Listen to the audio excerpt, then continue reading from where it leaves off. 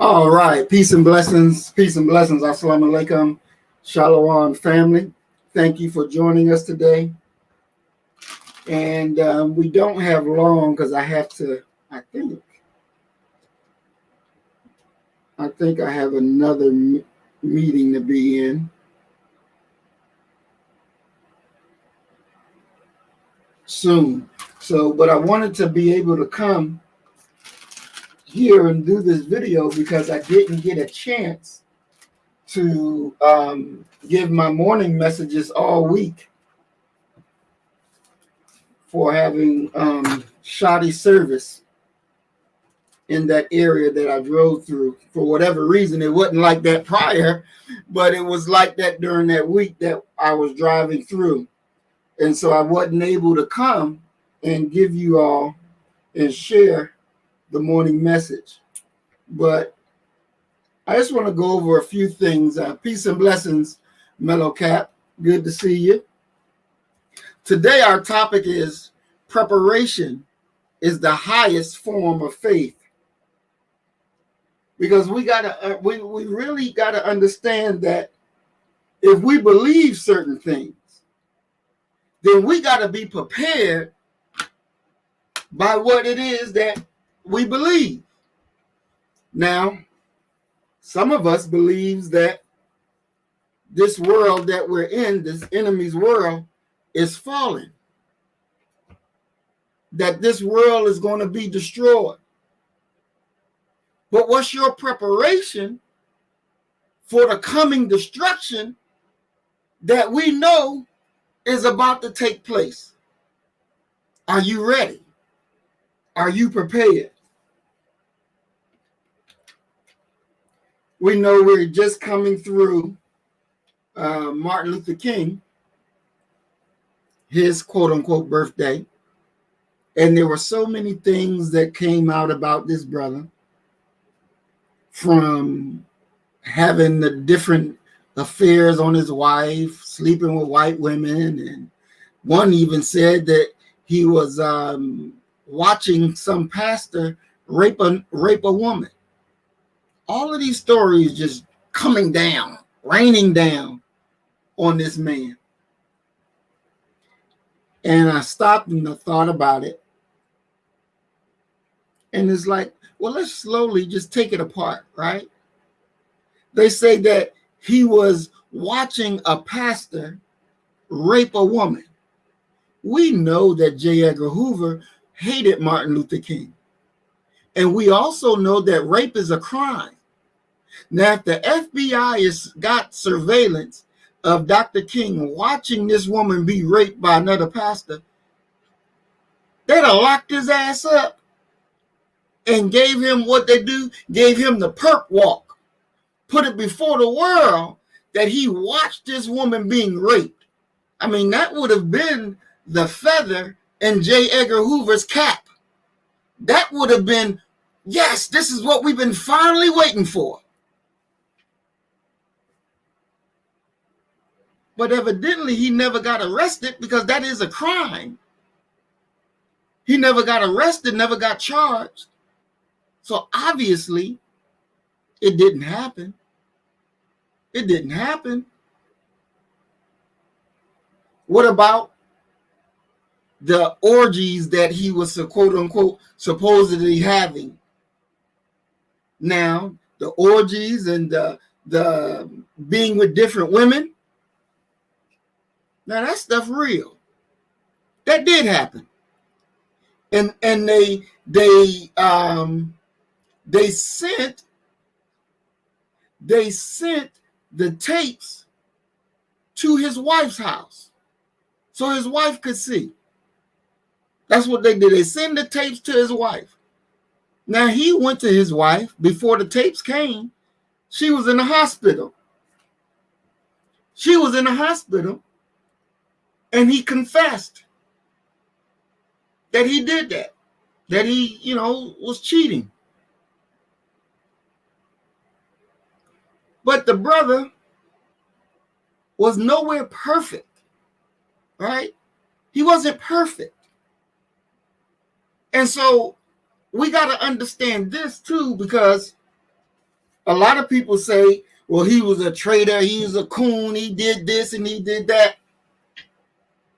But we got to remember one thing. Martin Luther King was 30 years old when he started. He was 30 years old when he started this work. 30. Some say he was still like 26, 27. But what we gotta understand, he did, and we're talking about his work in the civil rights movement. He did what he thought was the right thing at the time. Once he began to get better knowledge, we can see his mind starting to change. Now, the cracker wants you to crucify this man.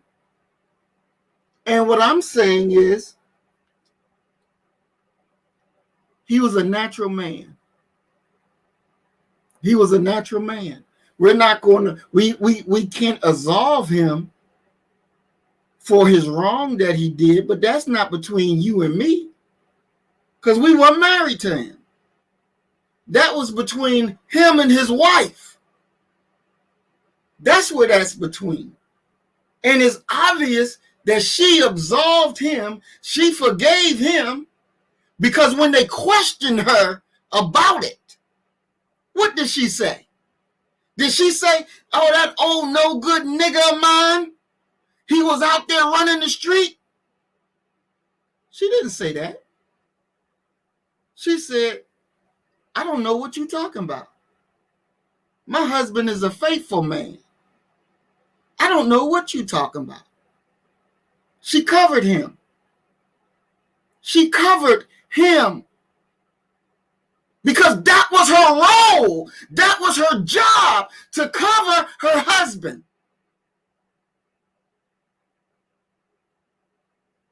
Because they're a team.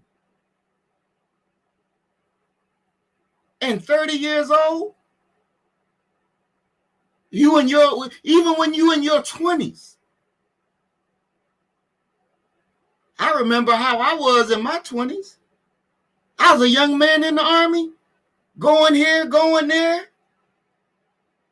Thought I was grown to the best of my ability. But I didn't understand. I didn't understand a lot of things. And that's going through regular everyday life. Even in my 30s, going through every regular everyday life. But when King was in his 30s, he's leading a movement. He has enormous stress and pressure on him. All of that. And so he wasn't perfect. But neither were we. And we didn't have that kind of pressure. We didn't have that kind of weight on our backs. But we wasn't perfect. We wasn't even thinking about being perfect. We riding down the street, music bumping, thinking about who we gonna tag next. So we judging this man because we're sitting back looking at it and really understanding who the enemy is. And then we say he a coon because he was trying to integrate our people. But what about our people? Did they want to be integrated? Did they want to be next to the cracker? Did they want to love the cracker? Hell yeah. The majority of them did. The majority of them did. So to judge Martin as some coon or demon is really wrong. This man lived his life for us. He did what he thought was best for us. and he died. They killed him. Not because he was sleeping with other women. They didn't kill him because of that. They didn't kill him because he participated in an orgy. They didn't even kill him for sleeping with a white woman. They didn't kill him for that. They killed him for being bold enough to stand up and tell the truth, even after you were warned to shut the fuck up. After they told you, you better commit suicide. They told him this. But he didn't change. He didn't punk. He didn't back down. He stayed on his grind. And they killed him for it. They killed him for trying to be right. When everybody else was saying, fuck it, just go and be wrong. There were black ministers who shut their door to Martin Luther King. Not because he was having affairs. Not because he wasn't being a good husband. But because he stood up to the government of the United States and told them the war in Vietnam is wrong. What you doing to black people here is wrong. And I'm not going to be silenced. So they say, okay, you ain't going to be quiet? Well, we got something for you. And they put a bullet in him. That's conviction. That's conviction. And we have to respect his conviction. We have to respect the work that he did, because after he sat with the Honorable Elijah Muhammad, he began to change. He began to understand when we say the white man is the devil. He began to understand when black people booed him. He said it hurt his feelings, but he understood that he got to make a change because he's trying to integrate our people into a burning house. So he realized that and was trying to make changes, but the cracker gave him a bullet before he can complete his change. And so we in modern day, in modern time, sit back at a young brother and call him coon for dying for us. Call him a traitor for dying for us. And I think that's wrong. And as a matter of fact, I don't think it's wrong. I know it's wrong. We shouldn't do that. We shouldn't do that because he gave the ultimate sacrifice. And that sacrifice should always be respected. That sacrifice should always be protected.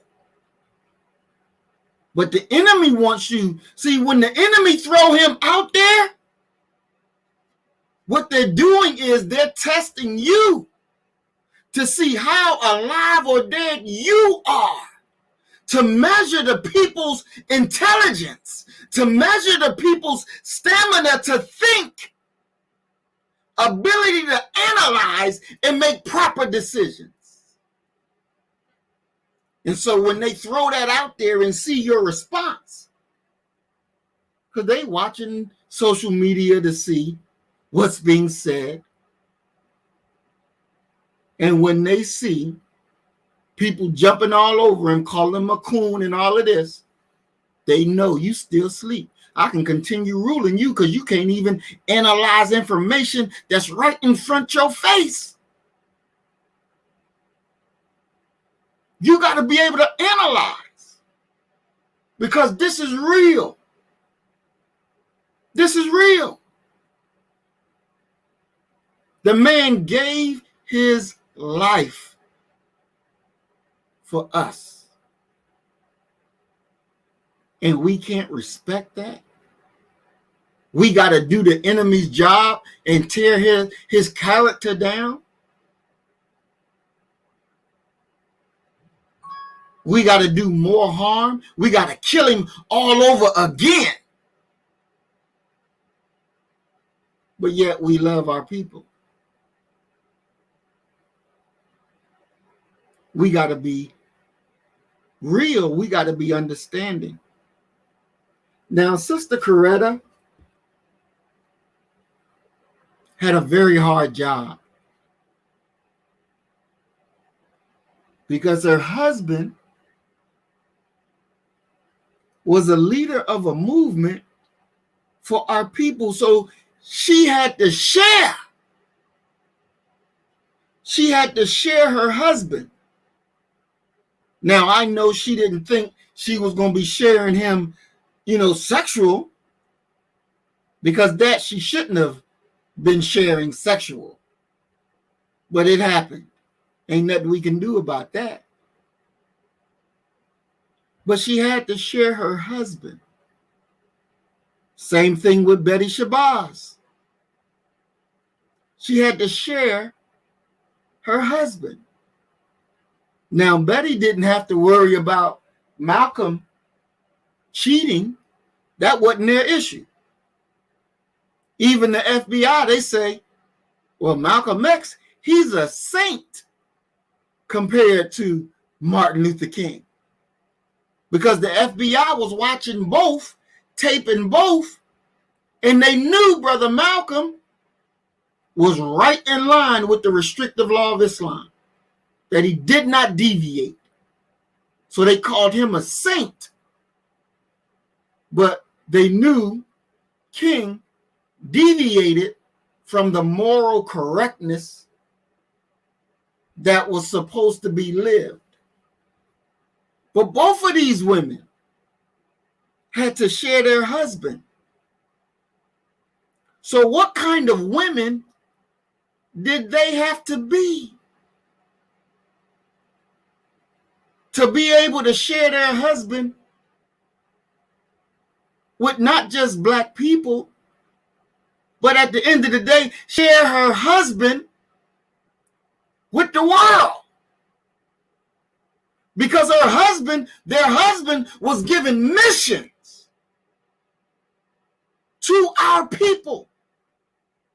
So they had to share their husband.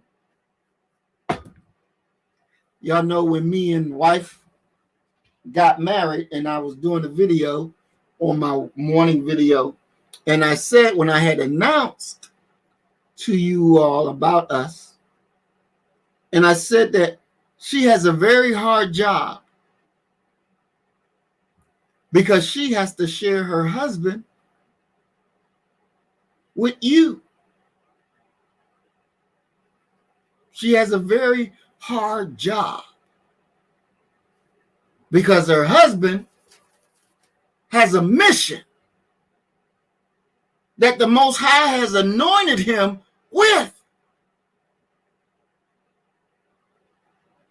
And he's been prepared for battle. But see, what we understand, or got to understand, that without the woman, the man is handicapped. He's handicapped without the woman. But what kind of woman must she be for a man with a mission? What kind of woman must she be? You can't be no weak woman. You can't be no woman that's ready to fold. You can't be that kind of woman, because your husband has got to conquer. Your husband has got to conquer.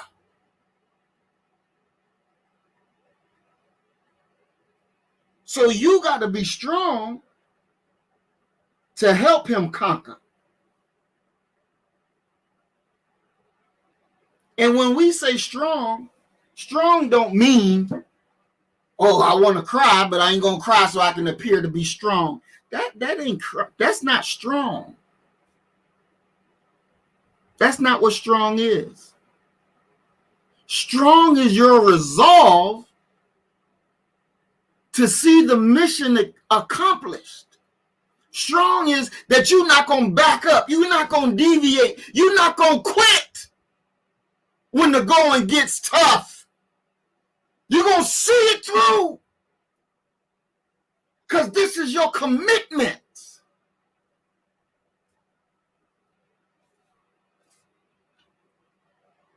Strong.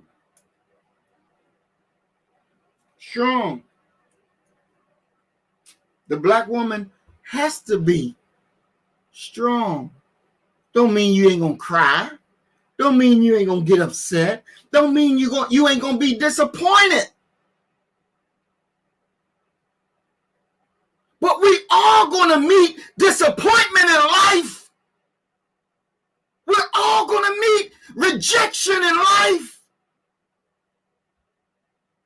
But how do you handle it? How do you manage pain? How do you manage frustration?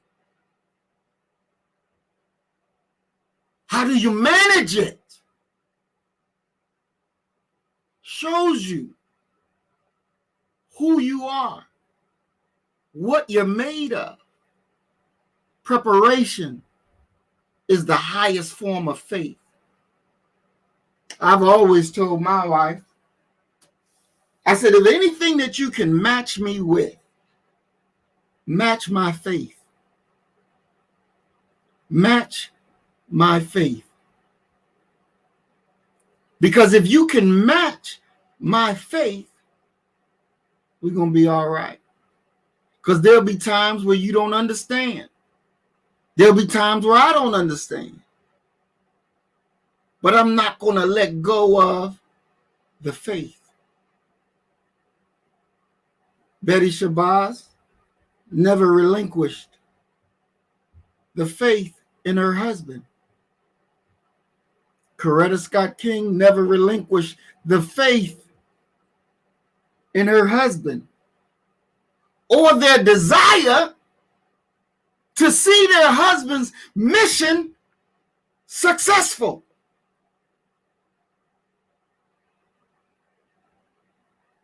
And this is what we got to understand. The Honorable Elijah Muhammad, Mother Clara Muhammad, never lost faith in her husband or lost faith that his mission would be successful. Because it's not easy being a wife to a husband who has a mission. It ain't easy competing with a mission. But what you got to understand is it ain't a competition. You are part of. You're not separate from. You're a team acting as one to accomplish the objective that God has placed on your lives. The greatest value of a woman is to help make a man for God, not for the devil. Not for the devil, not for Satan, but to help make a man for God, for the Most High. Now, the mission is yours to accept or reject, but that's your choice. That's your decision. But God has chosen us. The Most High has chosen us for his purpose. You all that has been with me for a while, y'all know me and my wife, how we met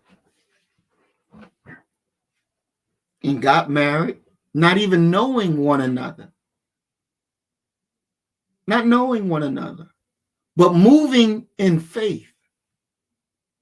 Moving in faith.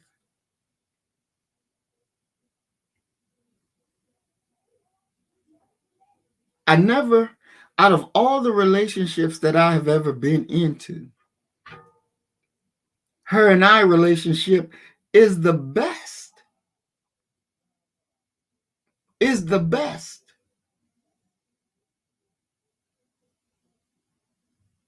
It is the best.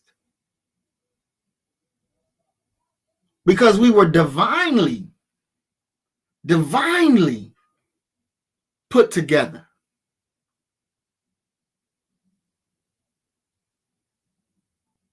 But you got to understand that in your coming, in your union, there's going to be struggle. There's going to be opposition. Just as there's opposition in the physical, there's opposition in the spiritual as well. And you got to overcome that in order to be successful. Because the devil cannot give you life. The devil cannot give you life, but he can give you death.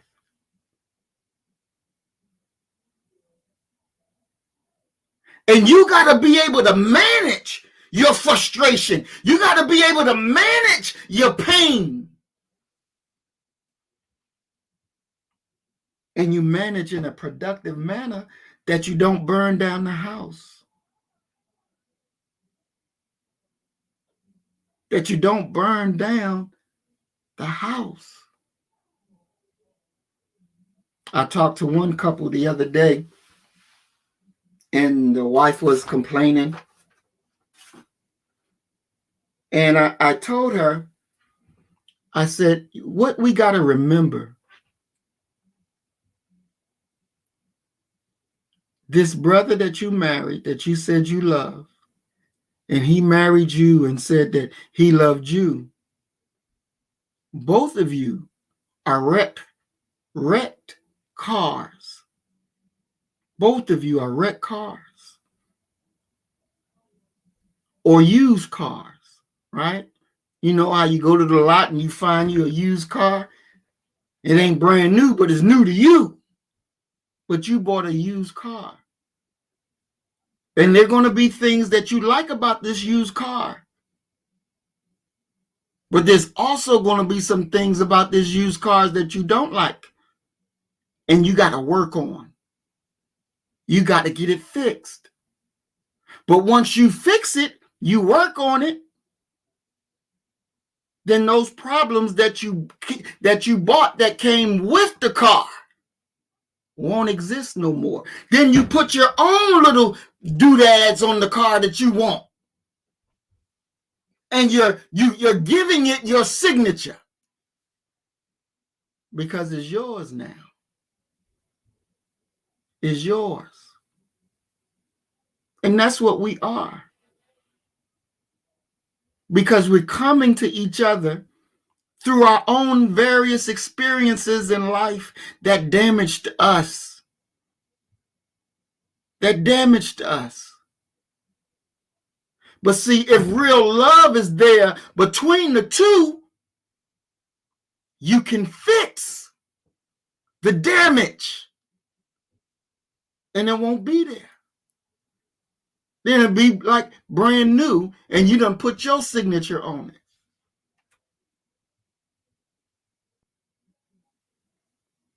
Because you did the work. Love is a creative force. Love is a creative force. And when you love for real, There's nothing impossible. There's nothing you can't sacrifice for. There's nothing you can't even forgive when you love for real. When you connect for real. See, when you deal with our sisters, our women, our Black women, their love is akin to God's love. Very forgiving, very forbearing, empowering, protecting. A woman's love. But so is a man's love who understands what kind of woman that he has. Now, I've said some things at the Black Agenda in Philly. I said, and to the public, this was on video, everybody there, anybody that watched the video, everybody heard me. I said that I would never cheat on my wife. I said, my son is here. If I ever cheat on my wife, you got the right to take my life. Why would you say that? One, because that's not even an option on my table. Because I'm committed to her, just like I'm committed to our people, our mission.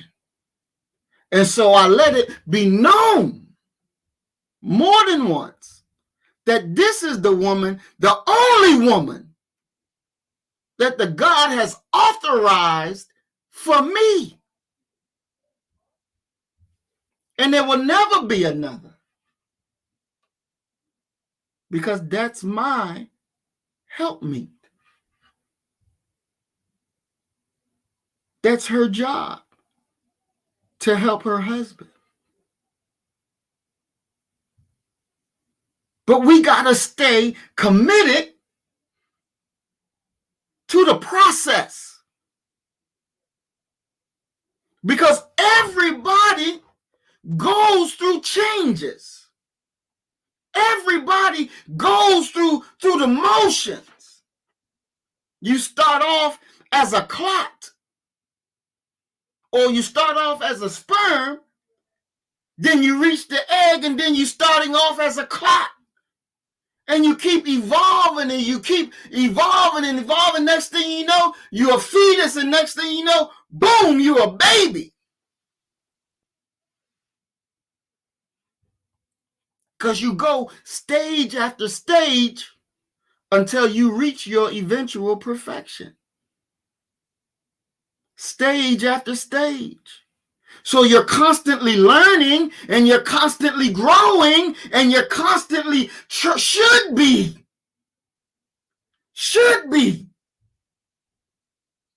living up to the standard by which you know and which you understand. Should be. But sometimes you get so caught up in your own emotion or your own thoughts that you don't even see the hand of the Most High working. Because you're looking at only yourself. We don't even ask ourselves, how does the Most High see this?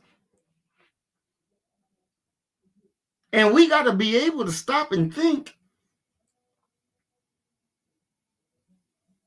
Because the things that you go through in life is really a preparation. Because we all have assignment. We all have a mission. And our assignment, our mission is not to punk out. We can't punk out and say we represent the Most High. You's a damn liar. You got to be strong and you got to be steadfast because it's the enemy's job to destroy you. That's his commitment to destroy you. You going to let him? You going to fall apart?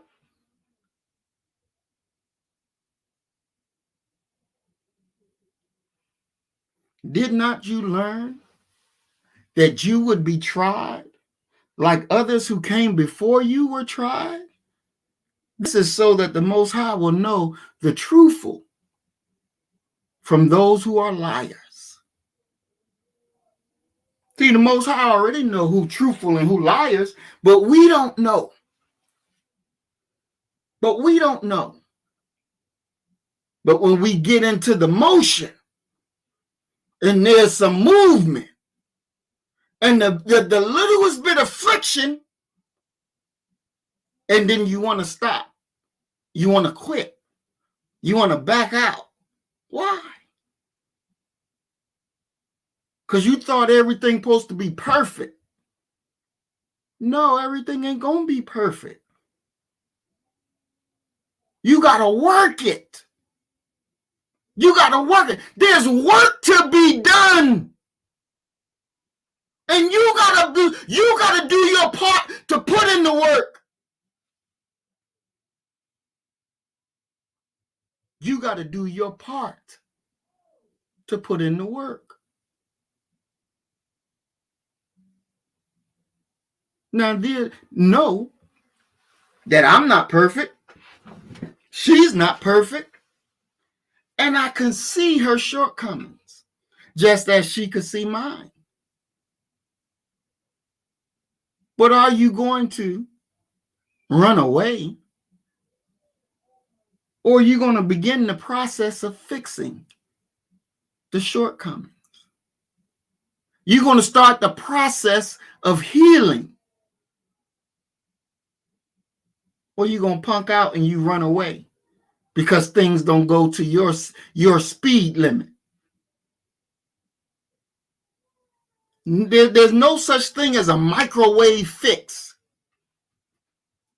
There's no such thing.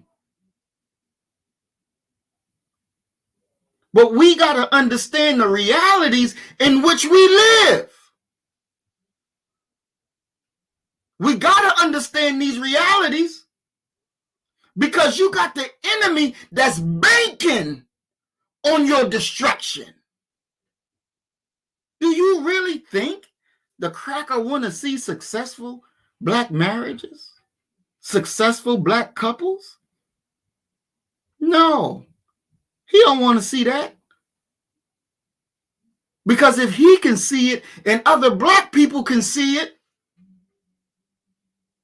then it becomes contagious. And other black people say, man, I want a marriage like that. I want a relationship like that. Then they go out to go set and find it. And they look to produce it. Because they see you. And they get strength off your strength. So the crackers say, we got to break them.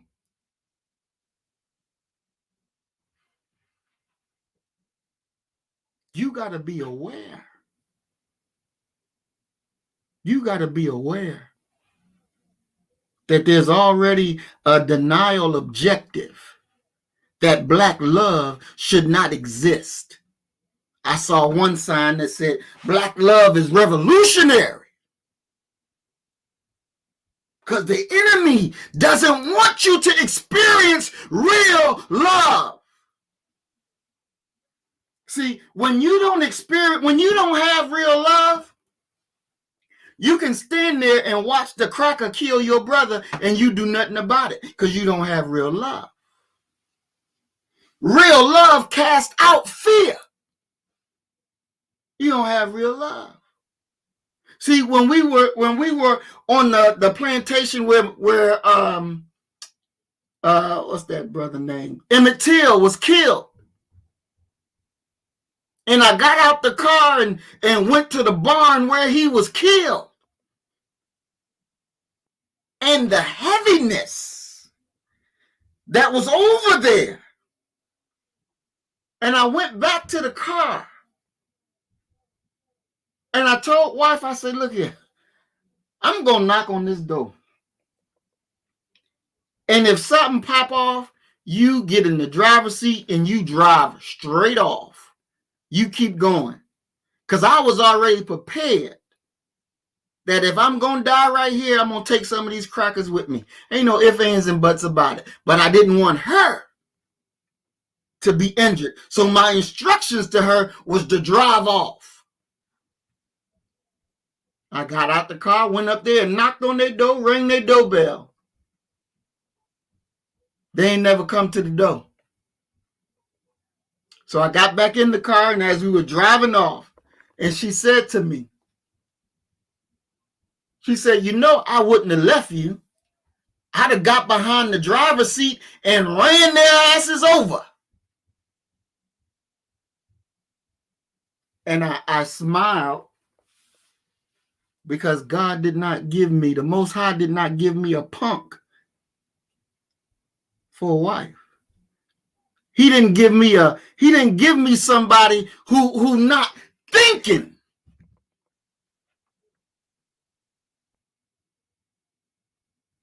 And if I'm willing to offer my life, she's willing to make sure that I live.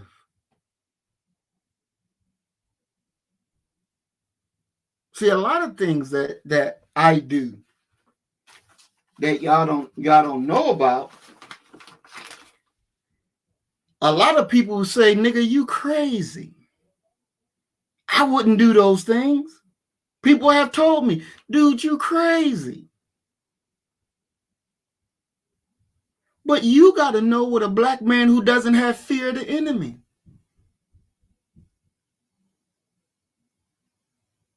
You got to understand that.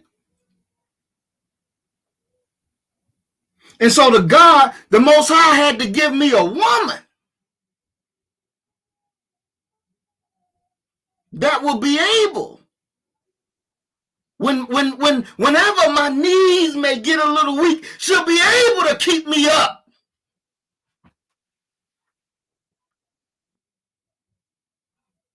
Because what is placed upon my life, He gave me a helpmeet to make it happen. She is a warrior. And I love that woman with every fiber in my being. With every fiber in my being. And the Most High knows if something ever were to happen to that woman, I'd be the #1 killer in America. I'd be the #1 killer in America.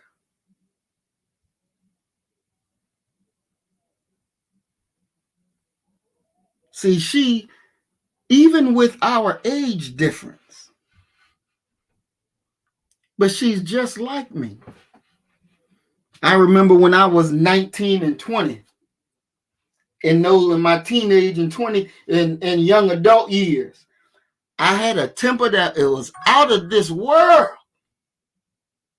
I had a temper that was out of this world, I'm telling you. But the Most High let me exercise it and work it so that I'll be able to manage it better. And so when I look at my wife has a temper that's out of this world.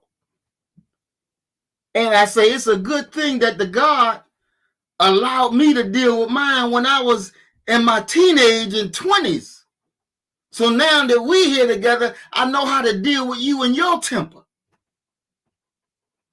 Because sometimes you got to let that fire burn. Then when it calms down, then you can go to her and put the fire out. I know my wife. I studied my wife. And I love my wife. In this life and the life to come.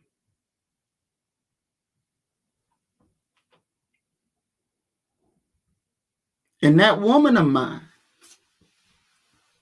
she told me one day, she said she had a dream that we were out somewhere and, people were coming up to kill me and they were throwing these little darts. And she was out there, knocking the stuff away from me so that they don't get me.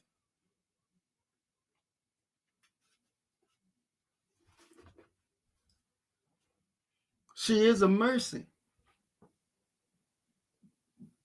She is a mercy from the Most High to me.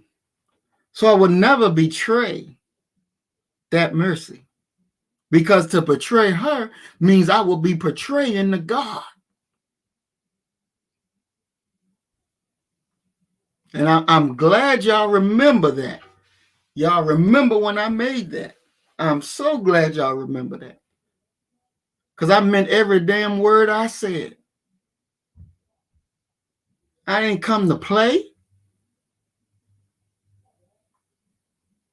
I ain't got time to play. I got one life to give and one life to live. And I'm living every moment of it.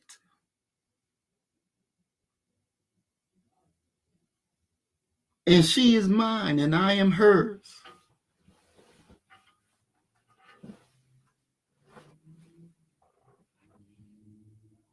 Before I was blessed to have her, I had to be prepared. Because we all go through stages of preparation. Just like now, we're in a stage of preparation. And as the weight of this work gets heavier, but you're able to carry it because your foundation has to be strong. It has to be unbreakable. Because if the enemy studies us, they study us, and they know, okay, where the nigga weak point is.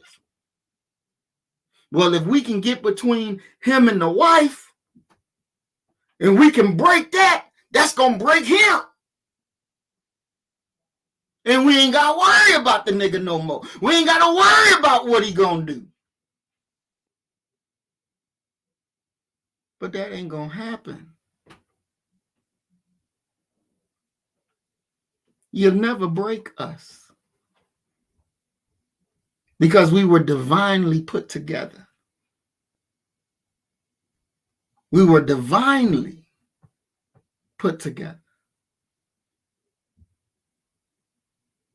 Now, in our experience, everybody make mistakes. But it's not that you're not going to make mistakes. It's about how do you deal with the mistakes.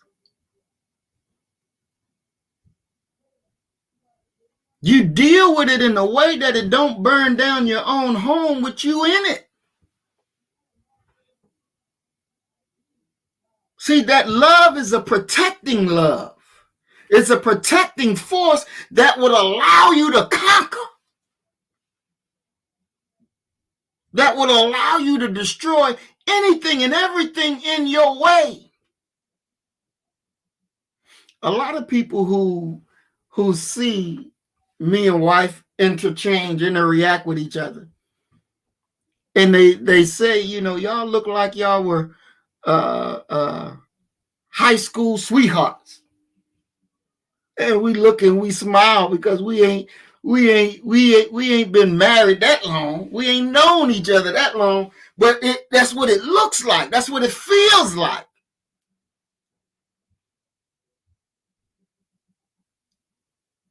And that was because we were divinely put together.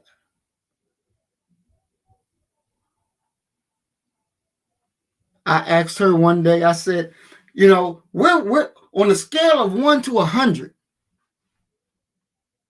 where would you put our relationship?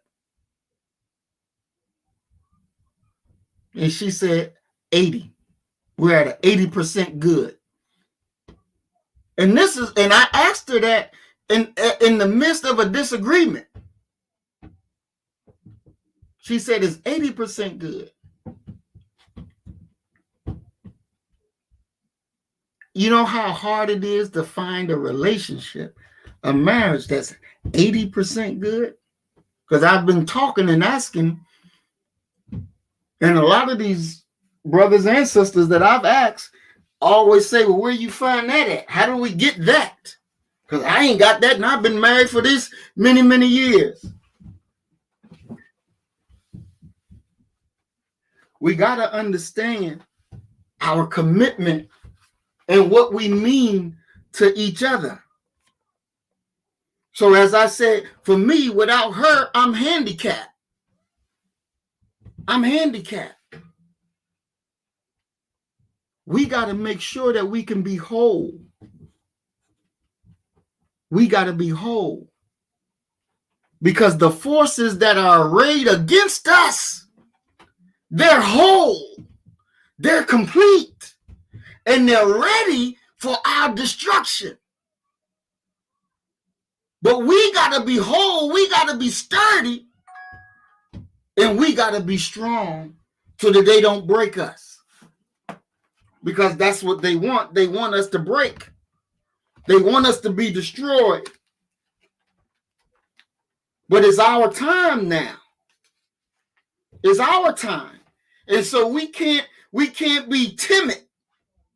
We can't be playing the game. We got to be about our word. And we got to be about the work that we said we were put here to do. So we got to be serious. We got to be serious. Because the enemy is serious about our destruction. Now, there's this trucker strike that's supposed to be going on in Canada, and some of the U.S. trucking are supposed to be, striking with them. And we're already in a supply trouble of getting products from the docks or from different places, getting them to different other places. So if the American truckers go on strike with the Canadian truckers, how's the food going to get to your supermarkets? You better, if you haven't already, you better be stocking up. You better be stocking up. Because this thing is how you in the boat and you standing up in the boat and you feel like you're going to fall over. That's exactly what it's like with this supply chain, ready to fall over. And if you are not prepared, if you don't have food stocked up, when you go to the grocery store, the shelves going to be empty. And how are you going to feed your babies? How are you going to take care of your family when the shelves are empty? So you need to be stocking up. You should have already been doing it. But if you haven't started, start now. Start now. Stock up. Stock up. Because you're going to need it. You're going to need it. This thing is teetering. And it ain't going to take much for the bow to break. It's not going to take much. And so you don't need to be in your home without something. You got to make sure you got something so you can make it through that rough spot. And this is real. This is happening in real time. This is happening in real time. And you need to be aware of it. Because we got to pay especially attention of what's going on and what needs to be done. And you got to understand that.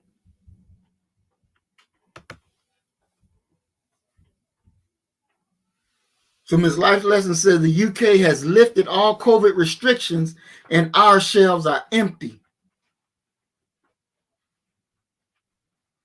See, this is real. This is real. And we got to be able to deal with it. And we don't need you to be going hungry because you don't have no food in your home. This is real life. And you need to be, if you ain't started, you better go ahead and start because you already behind. You are behind. This is no game.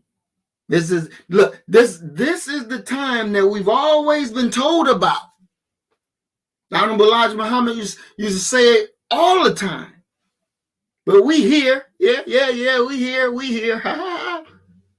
But did you do? Preparation is the highest form of faith. Preparation is the highest form of faith. We know this bastard is going down. We know it's going to fall. We know it's going to break.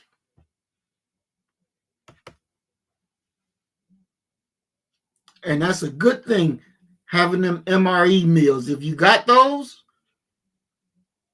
you got a good thing. And that's something that we should get, even though I didn't like them all when I was in the military. But they will take away that hunger when you ain't got nothing, them MRE meals. So we got to be prepared. We got to be ready on all stages. We've been dealing with this winter weather. Ice, snow, freezing cold. You got to make sure you got heat in your homes. See, we need each other. We need each other. Because we're going into the midst of the destruction. The cracker world is being destroyed, and our world is on the rise. So in this time of change, it's very dangerous. In this time of change, because if you ain't prepared, if you ain't ready, then you could very well lose your life in this time of change. So we need each other. We got to start checking in on each other, making sure everybody's all right. Because the dark days are here now. And you don't want to be by yourself. That's why we're doing everything that we can do down here in Mississippi. Because I don't want you by yourself. And I know you got to have a safe place to go. You got to have your own food line. So we got our own farms that we can grow the food. We can put food on your table. We can put food on your table. We're going to have to be able to protect what we have. So some people going to be on guard duty. Some people going to be working the farm. Some people going to be doing the cooking. Some people going to be doing this, doing that. There's a job for everybody.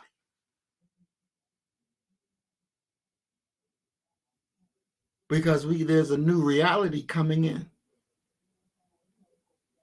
That's why we do what we do.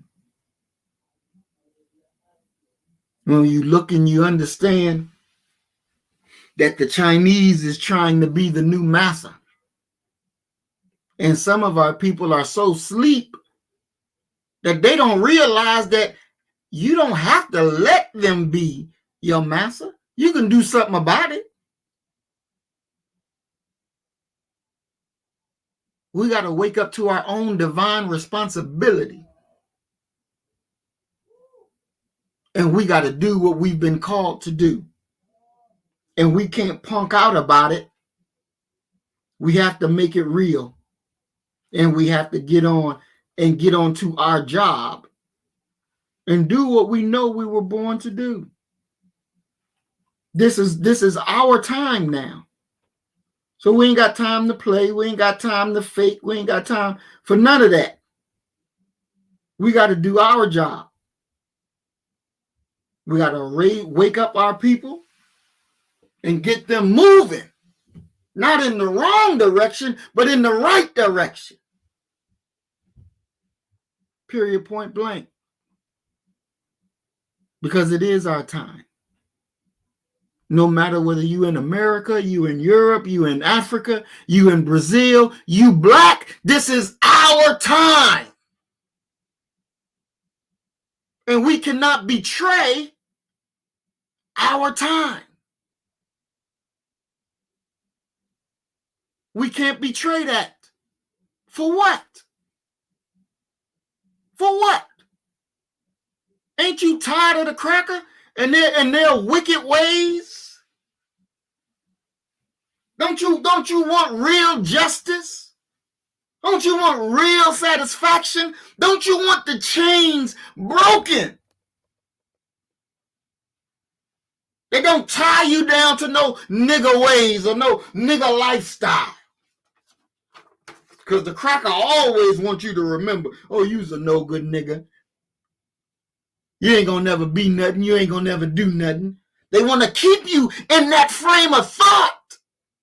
Because that frame of thought empowers them and it destroys you. So they gotta work on your mind.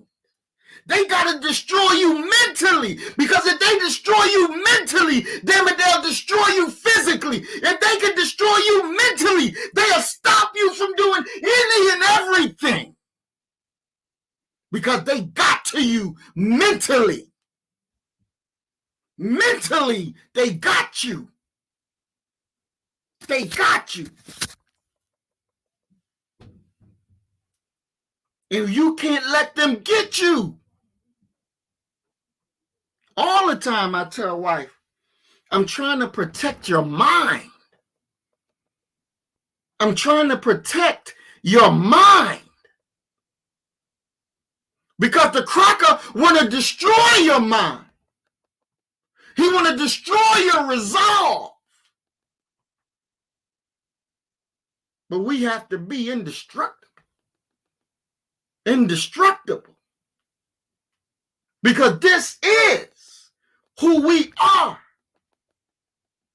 This is what we're born to be. And so when the enemy looks at you and assess your value, they already know. Nah, this is a trouble nigga right here. We got to get rid of that trouble nigga. We got to destroy that trouble nigga. That's how they say. And then they set out to get it done. They set out for your destruction. But we can't be willingly, yeah, let me be destroyed. We can't do that. We have to strengthen one another. We have to be the men that we were born to be. And our sisters have to be the women they were born to be. Can't nobody deny the truthfulness of what we teach. Y'all know I had told y'all about, I was in the political meeting and I talked about what we were doing in Mississippi. And the cracker in the room wanted to, be my buddy, wanted to be my friend. And so, he would call me and I wouldn't take his calls. And then, one day we finally talked and I gave him my position. We don't work with whites and all that good stuff. And he says, let me just be honest, because you seem to be the straight talker type. And I'm like, yep, go ahead, please be honest. Say what you got to say. It ain't going to change nothing about me. So say what you got to say. I'm going to say what I got to say. And he says this. In truth, nobody can deny what you say. It is what it is. But you know what? All of us ain't bad.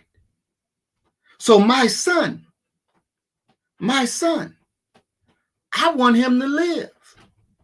But how is my son supposed to live in a world that you speak of? He said, this is what I'm trying to figure out. What is the chances that y'all won't slaughter my children? And I said to him, I say, well, did you hear me say that we were going to slaughter your children? Did you hear me say anything like that? He said, no, I didn't hear you say anything like that, but the passion from which you speak, I believe if you told black people to kill white people, that they would do it because you said it. And I said, well, you know, I don't think that would be the case, that they would do something like that because I said it. But I said, let me ask you this. When your people were going out slaughtering black people, was it anybody in your family to say, y'all shouldn't do that? Don't do this. Was there anybody in your family that you know of that stopped them? I said, be honest. Let's just continue speaking straight words.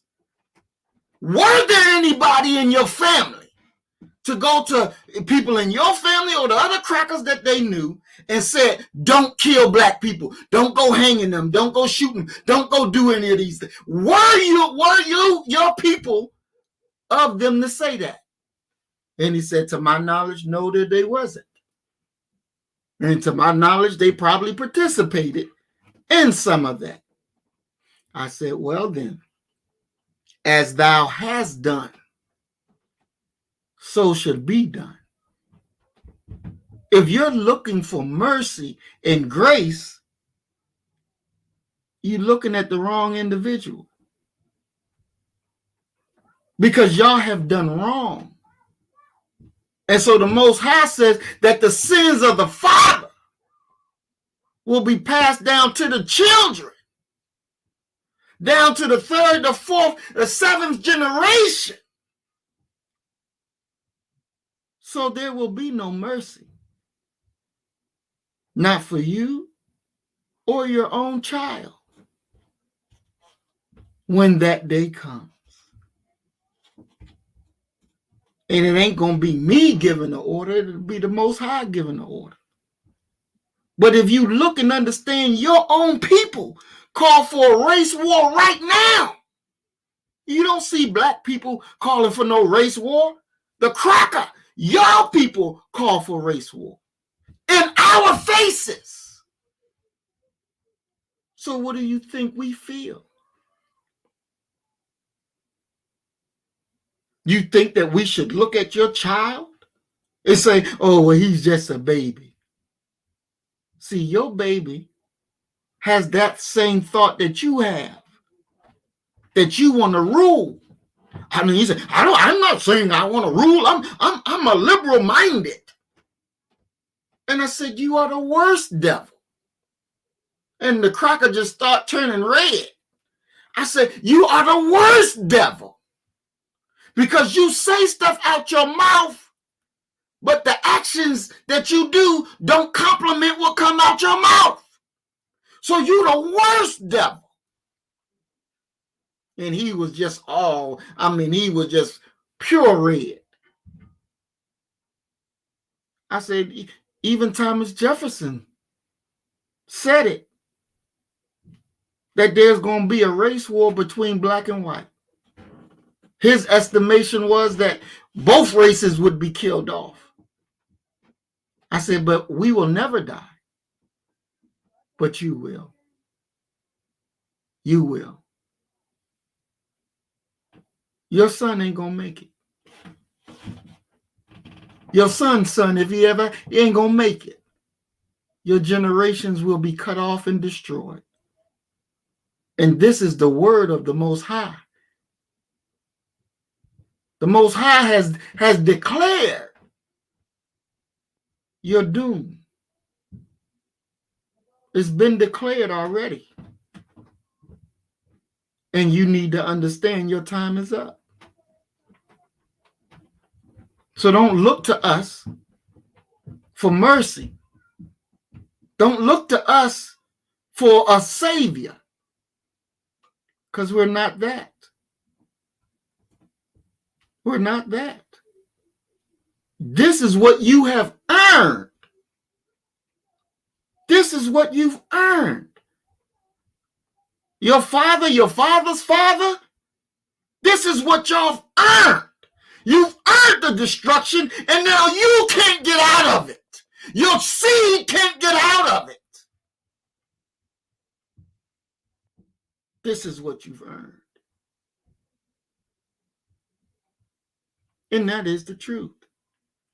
He didn't like it. There ain't a damn thing he can do about it because it's actual facts. That is the final solution. Ain't no ifs, ands, and buts about it. You can go pray till the morning come, and the decree of death is still there. It ain't going nowhere. There has been a decree of death to the cracker from the God. And even if you black, but if you think like a white man, if you think like the cracker, you're under that same decree. You're under that same decree.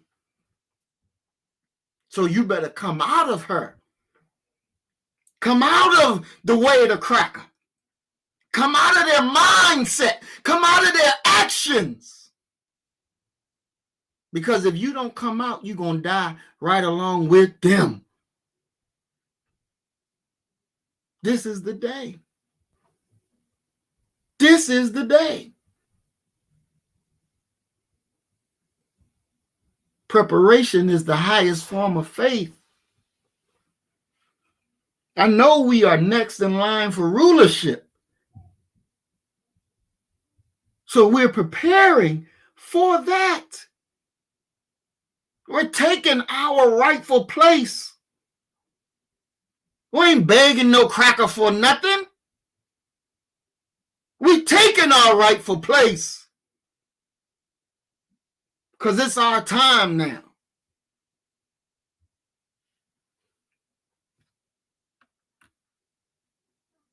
After all that we've been through,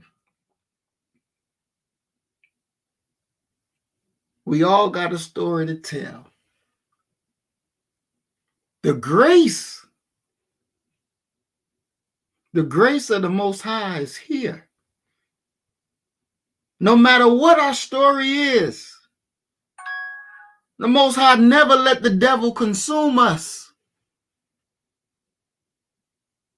Never let the devil consume us.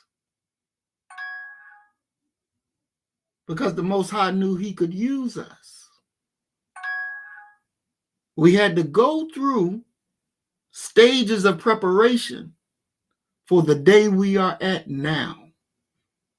When I was in the military, and y'all know how I got out, I had to tell them crackers to their face. I had to tell them to their face, I'm going to kill all y'all if y'all don't let me go. I had to tell them to their face. And so now, when I tell a cracker to their face, it ain't no thing. It ain't no issue. Because I was already prepared to do it back then. So when I do it now, it's just another everyday regular thing. Now that's hard when you know that, damn, I tell this to this cracker, this motherfucker had the power to send me to Leavenworth for the rest of my life. Send me to Leavenworth. I was what? 27 years old. No, 26 years old. And I'm telling the cracker, if y'all don't let me loose, I'm going to kill every last one of you. Knowing they got the power to send me to Leavenworth. But I didn't punk down. I didn't back out. I didn't punk out. I stood on my own 2 feet with the boldness of the Most High and told them crackers to their face, and they bowed down.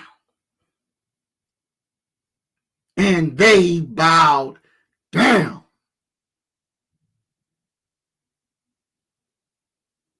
Preparation is the highest form of faith.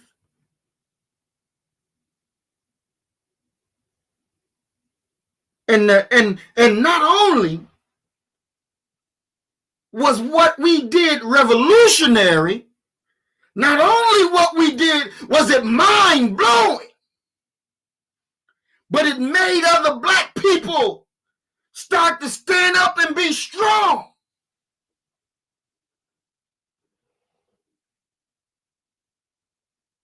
And my friends that was in the military with me, you know, we met a few of them on Facebook, and they said to me, bro, you still with it? I said, I sure am. And he's like, I'm so proud of you, man. I'm so proud that you still with it. And I'm like, yeah, well, how are you doing? And he's like, man, my knees is all busted. My back is all out. And, you know, and it's like, wow. If the Most High didn't choose me, I'd be all messed up like you. If I didn't go through with what I knew I had to go through with, I would be all messed up. But I couldn't punk out, even though the stress and the strain was on me, because the cracker tried to break me. But I'd be damned, I would never let them break me. Never give them the satisfaction of knowing that they broke me. Never.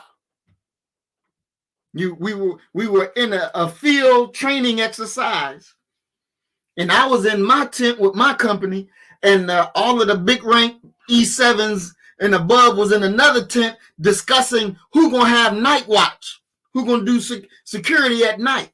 So they was at a 2 o'clock in the morning shift, and one of them said my name, and they looked at my sergeant first class and said, "You tell him." He was like, "I ain't gonna tell him that.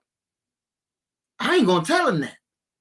And so they were going back and forth. Well, who gonna tell me that I got duty, security duty at 2 o'clock in the morning?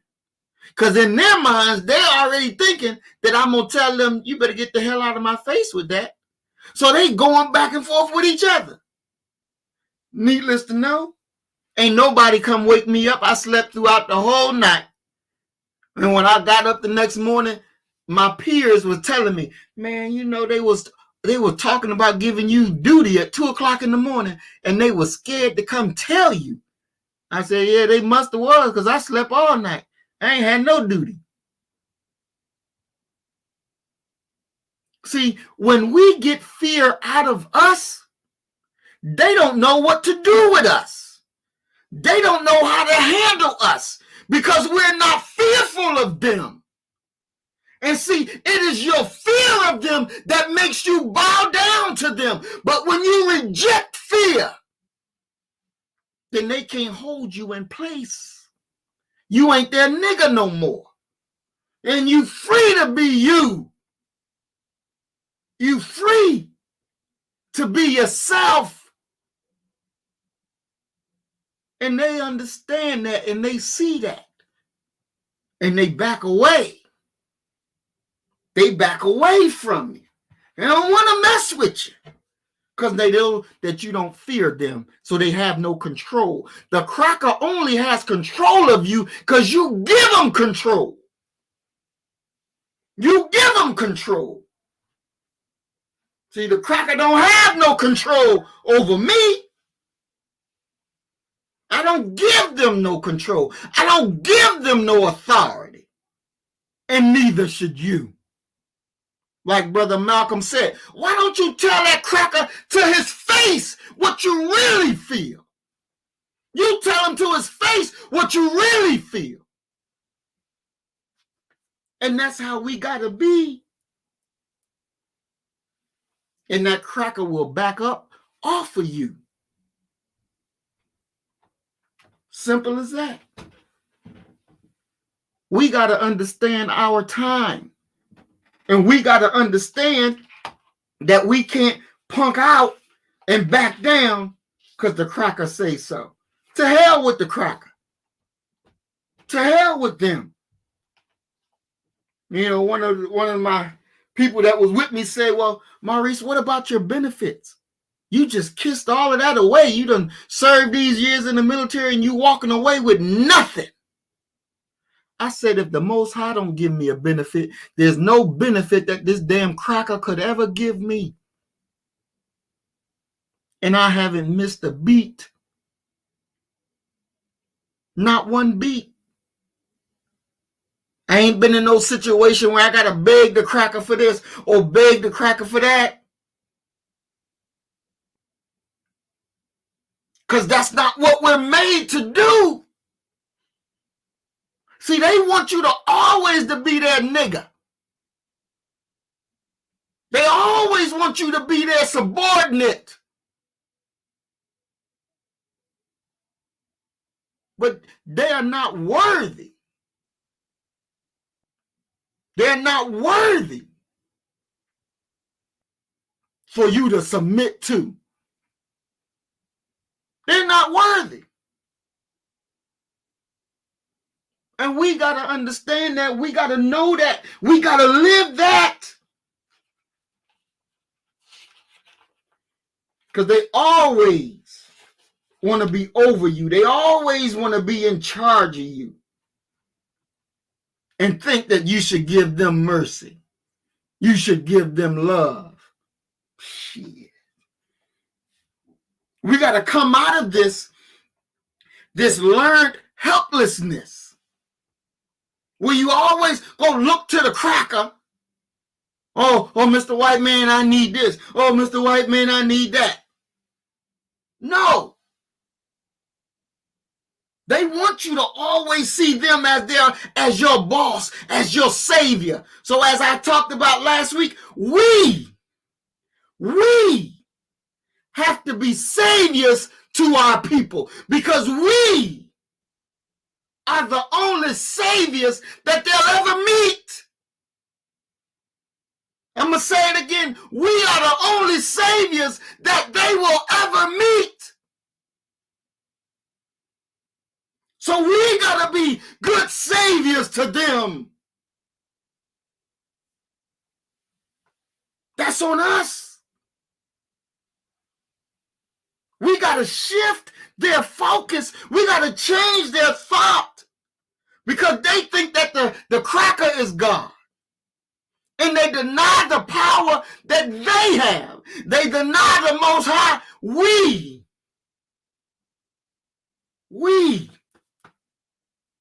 have to come to them and save them and give them the truth. That's our duty. That's our job. We are the only saviors that they'll ever see, that they'll ever meet, that they ever talk to.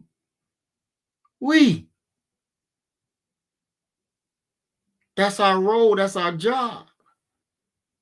You know, Jesus asked the dude in the Bible, he asked him, he said, how do you see men? He said, well, I see men as trees, strong, unmovable. Jesus put a little spittle on his eyes and say, how do you see men now? He said, I see them as they are. I see them as they are. What does that mean? See, the spittle represents the word of truth. That's what that is. And you speak the truth to them, and the falsehood vanishes. Then they get to see them as they are. They get to see them for who they are. Then there's no more fear. That's why the enemy always destroys this channel. Always knock it out, and then you have a hard time trying to find it all over again. Because the truth will make you see them as they are. It's just that simple. Now, once we teach it to them, then they got a responsibility to take what we teach and put it to practice. But if they deny putting it to practice after we have given them the truth, then they're going to be destroyed right along with the cracker. Because they've chosen to ignore the truth. They've chosen to ignore the truth and accept a lie and think that they're going to be all right. We're in the change of worlds. We're in the change of worlds. It ain't going to be all right. You got to decide. Ain't no, you can't say, well, I'm going to sit on the sideline and watch Black First and Brother Muhammad and them do what they do, and then I'm going to come after y'all done cleared the giants and took care of business. Then I'm going to come and I'll stand with you. The hell you will. Ain't no sideline for nobody. You got to get in. You got to pick a side. You going to be with us or you going to be with the enemy? That's your choice. That's your decision. That's your choice. That's your decision. And we can't make it for you. We love you, but we can't make that decision for you. That's a decision that you got to make yourself. And you got to live with the consequences of those decisions.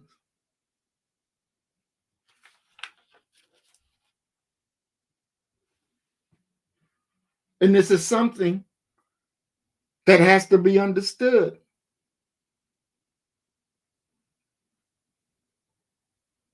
We all got work to do.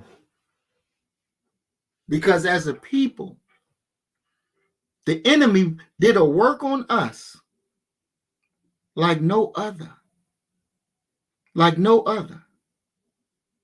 But the power to repair what the enemy done to us, we have that power, we have that ability to do. We have the ability to heal our people. We are the carriers of light. We are the real healers. And we can't shrink from our duty. We can't run from our assignment. Regardless to whom or what. We got to do what needs to be done. We got to be consistent. We got to be consistent. When we were given the very breath of life, the Most High already had planned for us what we would do in life.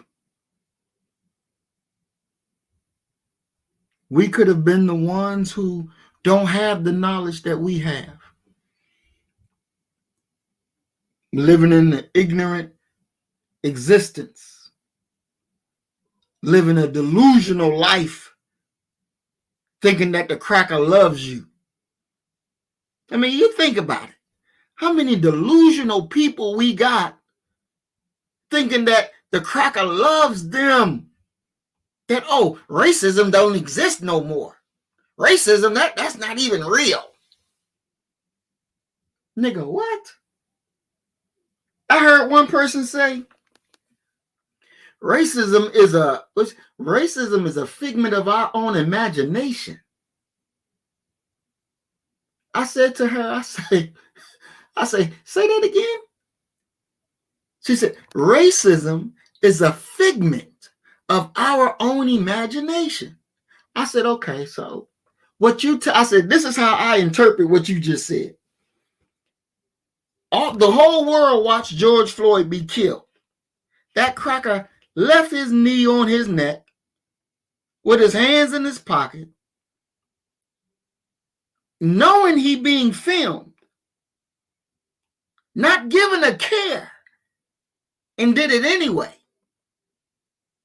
and didn't have a problem with doing it because he was black. She said, stop, there you go, you wrong right there. He didn't do it because he was black. He did it because he was a criminal. I say, well, what crime did he commit? She said, well, he was passing out fake money. I said, what jury convicted him of passing out fake money, or what judge deemed him guilty of passing out fake money? Tell me that. Well, it didn't get to a judge. Well, why didn't it get to a judge? Why didn't it get to a judge? Because he had drugs in the system. She giving this a black woman giving me all of these different reasons that our brother is dead, but she refused to say, because the cracker, like Tamir Rice and Sandra Bland, all of them, Mike Brown, all of these cracker cops that kill our people, is because race. You live in a world, we live in a world of racism. It's not a figment of your imagination. It is a fact. The cracker don't like us. The cracker doesn't like us. So I asked her, why do you love them so much? Why do you love them? And you know what she had the nerve to tell me? Because Jesus told her that she's to love everybody. I said, when did he tell you that? Did you hear him tell you that? Did you hear him tell you that? She said, no, it's in the good book. I said, well, what good book you talking about? And she said, I'm talking about the Bible. I said, can you show it to me? Can you show me in the Bible where it says that he tell you to love everybody? And she said, oh yeah, you should see. Her face lit up when I said that. Can you show it to me? And she said, yeah, let me get my Bible. And she just had a good old, big old smile on her face because she about to show me something. So she pulled out her Bible, and I say, well, I play dumb. I'm like, well, what's that right there? She said, well, this is the good book. This is the Bible. So she opened it, and I said, well, let me see it before you show me what you're going to show me. She give it to me, and I look, and I go to the front part, and I said, oh, okay, so where it says that this book has been revised, diligently compared to the original. And she said, well, yeah, but let me show you what I said, well, hold, because your good book says that it has been revised, diligently compared to the original. So this good book, whatever you think you're going to show me in this good book, it ain't the original words. It's been changed. So here you go. Show me what you want to show me. I gave her Bible back. She started going through it, and you could tell when they frustrated, right? Because they can't find the stuff right. And she was going, and she was like, well, here it is right here. I said, well, look here.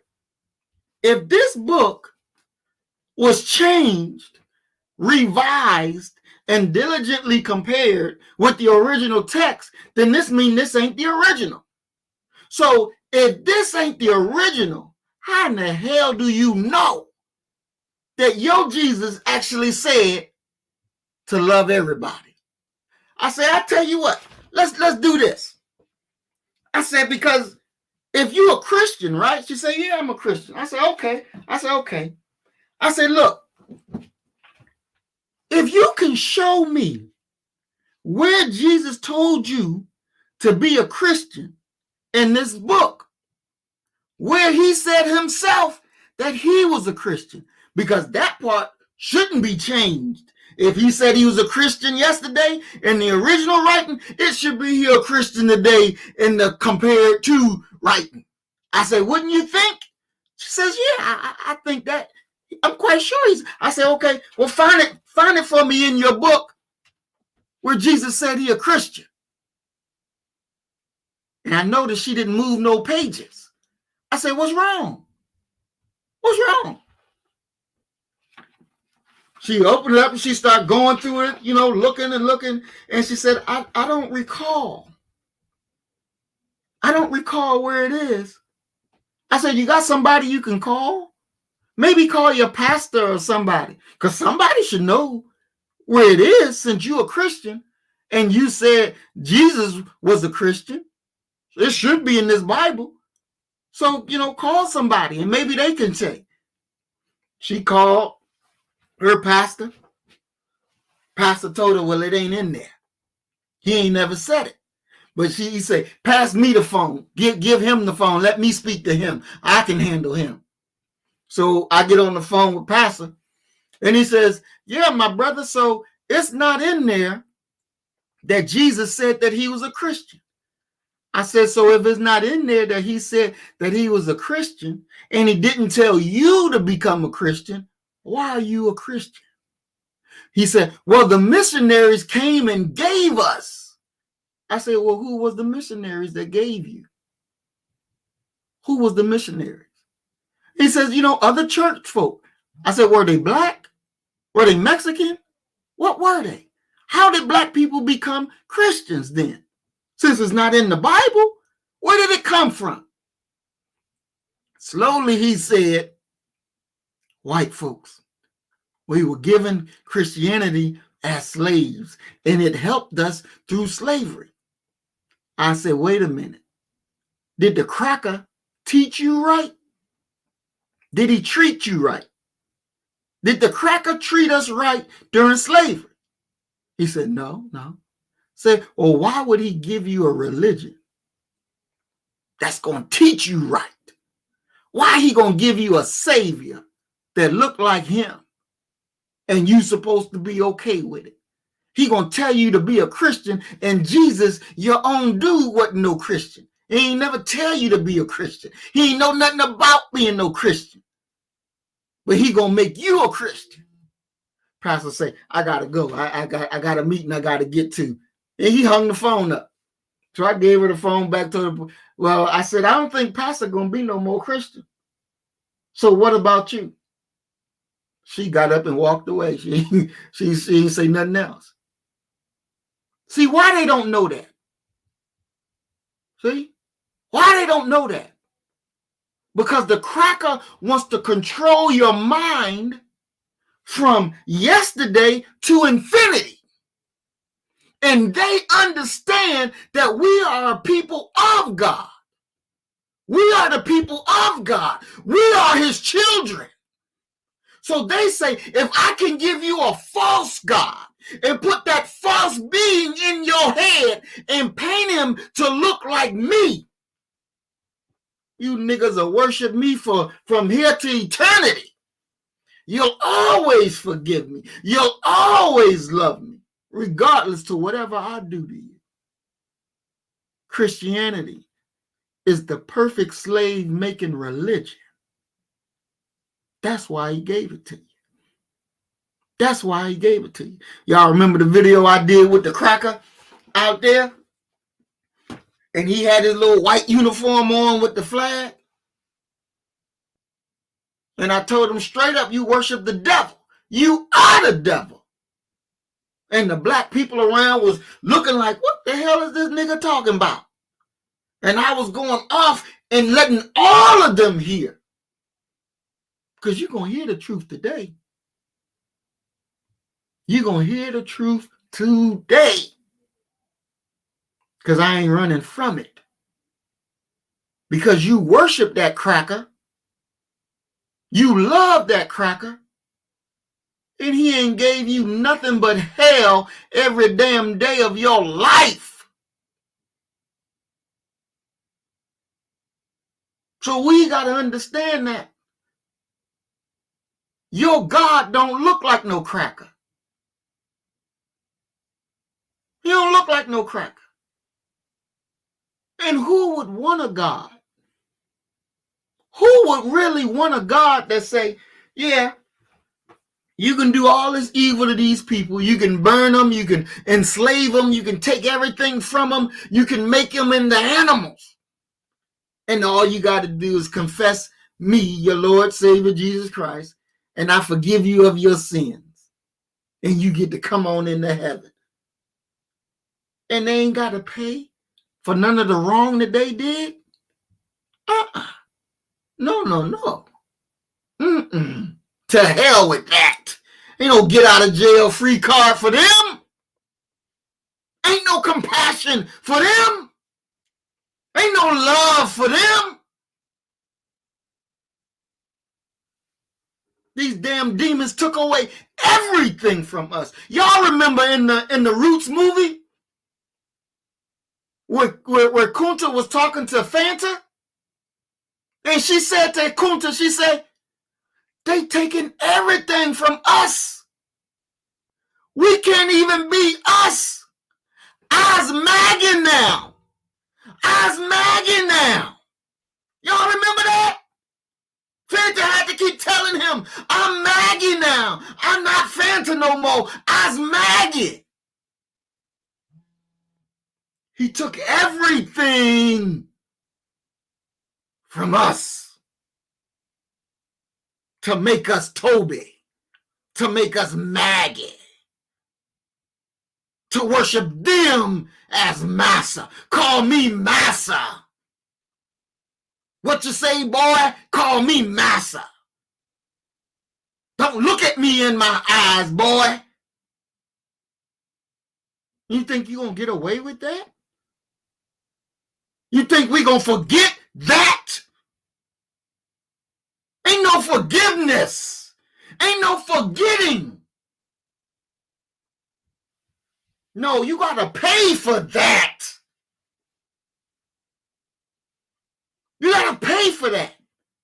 I mean, think about it. These damn bastards poisoned a whole fucking city and knew the water was poison. Knew it. Knew it. But when the residents would complain, they did nothing. The governor was giving his own people bottled water so that they wouldn't drink out the water fountains. But for the black people in that city, that they knew that they were being poisoned, government did nothing. Nothing. Racism ain't no figment of our imagination. It's real. Come here, gal. Come here, boy. Gal and the boy is children. Cracker say, well, we got to think for the nigga because the nigga can't think for themselves. They're not able to do complex mathematics. They're not able to think on an adult level. So we got to think for them. We got to do for them because we know what's best for them. Nigga, please. Cracker, please. When in slavery, when we were enslaved, poor white children, they dumbass wasn't going to school. There was no fucking school for them dumb cracker children. Wasn't no school for them. When we got out of slavery, one of the first institutions that we opened were schools for our children. Schools for our children. And then once we began schooling our children and the government started giving us money for that, then they say, well, we got to open schools for these poor white children. So if it wasn't for us teaching our children, these cracker children would never have been educated. You owe everything to the black man and black woman. You owe us every damn thing, every advancement we gave you. You didn't create nothing. You created nothing. We made America great. We made America great. Don't you ever forget that. You are the blood of America. You are the engine of America. If it wasn't for us, the cracker would still be in the goddamn mountains, running around on all fours. If it wasn't for us. And this is what we got to understand. Why would you offer them love when they want to drive you out? Why would you offer them love? Have you no sense at all? We got to understand the time and what must be done. We don't have no love to give them. We don't have no time. We have to give love to our own. We have to give love to ourselves because we have to repair the damage done to each other. We are the saviors, the only saviors that our people will ever get. And we have to love one another enough to do the work. Preparation is the highest form of faith. Preparation is the highest form of faith. We got work to do. And then we are the only ones that's going to do it. We got to continue our work. We got to continue getting strong. Each day, we got to conquer. Each day, we got to gain new ground. Each day, we got to spread this message. We are what our people cried for. We are what our ancestors prayed for. Do you understand your importance? You are the answer that our ancestors prayed for. You got to realize that. That's what you are. You're so important to our people. Like I told wife, look here. You prayed for me to come in your life. You wanted a man that would be good and that would never cheat on you. That you had somebody for yourself. You prayed that. Here I am. I prayed. I want a woman to love me for me entirely. You are what I prayed for. You ain't perfect. I ain't perfect. We gotta repair some damage that was done and put our own little special markings on it. But you belong to me and I belong to you. We are perfect for each other as we're on our journey to be perfected, stage after stage, until we meet our eventual perfection. Thank you, family, for joining me. Our time is up. I love you all. I am very happy to be able to see all of you. Black Passage, Miss Life Lessons, Patron Gold, Soul Brother 85, Melon Cap. I am so happy to see y'all. Thank you for joining us. And remember, please share the video. Please make sure we subscribe. Brother Emil, good to see you, brother. And make sure that you all stay safe, stay well protected. Twin Pyramid, thank you for coming. I love you all. And as we always say, you kill the nigga in you, I'm going to kill the nigga in me, and our God will reign supreme. We are Black First, today, tomorrow, and forever. Love you, family. Peace and blessings. Assalamu alaikum. Shalom.